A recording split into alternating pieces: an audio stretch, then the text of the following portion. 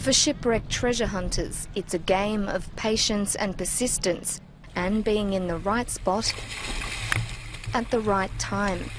Deep down on the bottom of the Baltic Sea near Sweden, a team of salvage experts may have hit the jackpot. The trouble is, so far, this bounty can't be explained. Peter Lindberg has been in the business for almost 20 years. This vintage champagne hauled from a century-old wreck, one of his sweetest successes.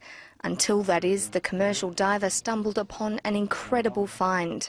We had been out for 9 days, and well, we were quite tired, and we were on our way home, but we well, made a final run with the sonar fish, and suddenly this thing turned up, and well, my first reaction was to tell the guys that, hey, we have a UFO here on the bottom.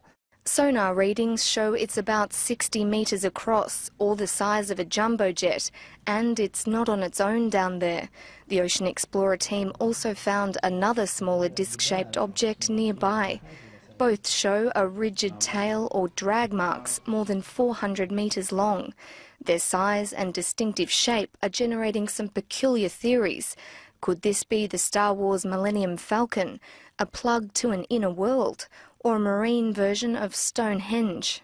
There has been discussions about Russian warships that were around, that they built in the end of the 1800s, but they are smaller, only about 30 meters across, and they weren't in the Baltic as well. Of course, it can be something else from a ship or wreck, but still, it's quite big. Yeah, you have the disturbances from the waves. The head of archaeology at Sweden's Maritime Museums says this type of imaging, called a side-scan sonar, doesn't always reflect what's actually on the sea floor. Varying temperature and wave conditions can result in anomalies on the images. But the intriguing dimensions of this picture are capturing his attention. It's definitely something, at least. I'm not sure that you will see very much when you go down. If it's a more natural geological formation, it might be that it's hard to see.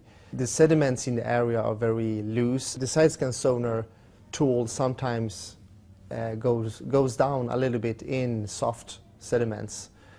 But I'm excited. It's going to be interesting to see what it is.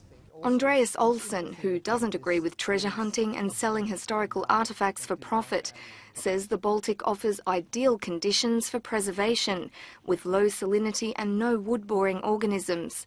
It's helped protect many of Sweden's prized wrecks, including the 17th century warship Vasa.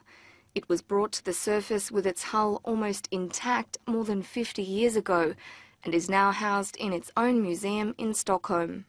Right now, we know about approximately about 20,000 objects, mostly shipwrecks, in the Baltic Sea, a total. But I think we have at least 100,000. There's a lot of areas we haven't really seen anything, and many shipwrecks are also hidden under the seabed.